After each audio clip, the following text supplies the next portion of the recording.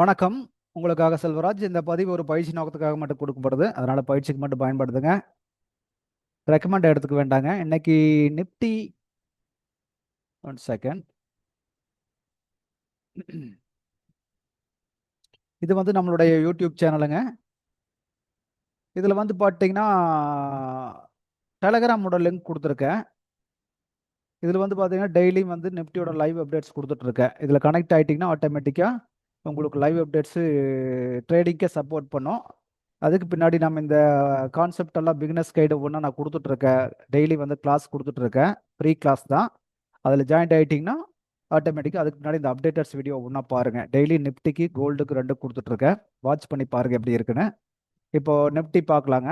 இது ஆல்ரெடி வந்து பார்த்தீங்கன்னா காலையிலேயே இந்த ரெண்டு ரெசிஸ்டன்ஸு, இங்கே ஒரு சப்போர்ட்டு, இதை போட்டு நான் டெலிகிராம் சேனலில் கொடுத்துருந்தேன்.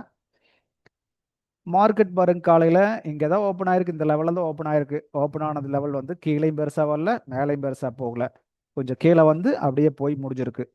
அப்போ 1 ஹவரில் வந்து பார்த்தீங்கன்னா இந்த ரெசிஸ்டன்ஸு கீழேயே ஒர்க் ஆகி முடிஞ்சுட்டா இன்னைக்கு. அதுக்கு மேலே போகல, மார்க்கெட் போகல. கீழேன்னா சப்போர்ட்டுக்கு வந்தாலும் சப்போர்ட்டுக்கு வரல. ஃபர்ஸ்ட் இந்த லைனுக்கு வந்திருக்கலாம், இங்கேயும் கூட வரல. இந்த லைன் எங்கேயுமே டச் ஆகல. அவன் அங்கேயே வந்து அரைச்சிட்டு முடிச்சுட்டான் இன்னைக்கு. கொஞ்சம் மேலே போனால் கீழே வந்தால் அதோட மார்க்கெட் கம்ப்ளீட் பண்ணியிருக்கான். இது ஒரு 5 நிமிஷத்தில் பார்த்தோம்னா நம்மளுக்கு இன்னைக்கு ட்ரேடிங்க்கு என்ன சப்போர்ட் பண்ணியிருப்பான்னு பார்க்கலாம்.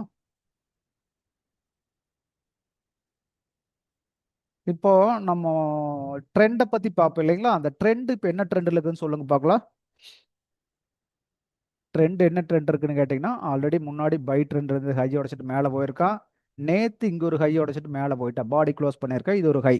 அப்படிங்கும் போது இந்த இந்த ஹைக்கும் இந்த ஹைக்கு இடையில இருக்கிற லோனா இதுதான்.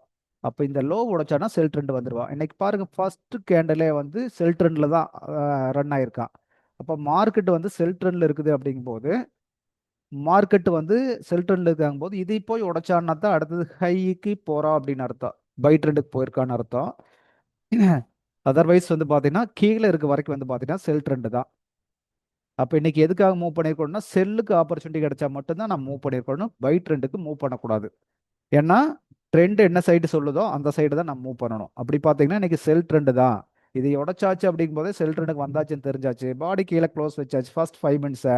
அப்போ இன்னைக்கு செல் ட்ரெண்டு இதுக்குண்டான ஆப்பர்ச்சுனிட்டி தான் இன்னைக்கு பார்க்கணும்னு முடிவு பண்ணிக்கணும். பார்த்தீங்கன்னா கடைசியில் இந்த அளவுக்கு செல்லுக்கு இங்கேயும் ஆப்பர்ச்சுனிட்டி கொடுத்துருக்குது, இங்கே ஒரு ஆப்பர்ச்சுனிட்டி கொடுத்துருக்குது. மேலேயே வரல. இது மாதிரி இந்த லைன் எதுக்கு போட்டிருக்கேன் அப்படின்னு கேட்டிங்கன்னா, சும்மா ஒரு இந்த லெவலை வச்சு போட்டிருக்கேன். இது ஆல்ரெடி ஒரு ரெசிஸ்டன்ஸ் லைன். ரெசிஸ்டன்ஸுக்கு மேலே போக முடியல, மார்க்கெட் பாடி க்ளோஸ் பண்ண முடியல. அதனால வந்து பார்த்தீங்கன்னா இன்னைக்கு அப்படியே கீழே வந்து அப்படியே இன்னைக்கு முடிச்சுட்டான்.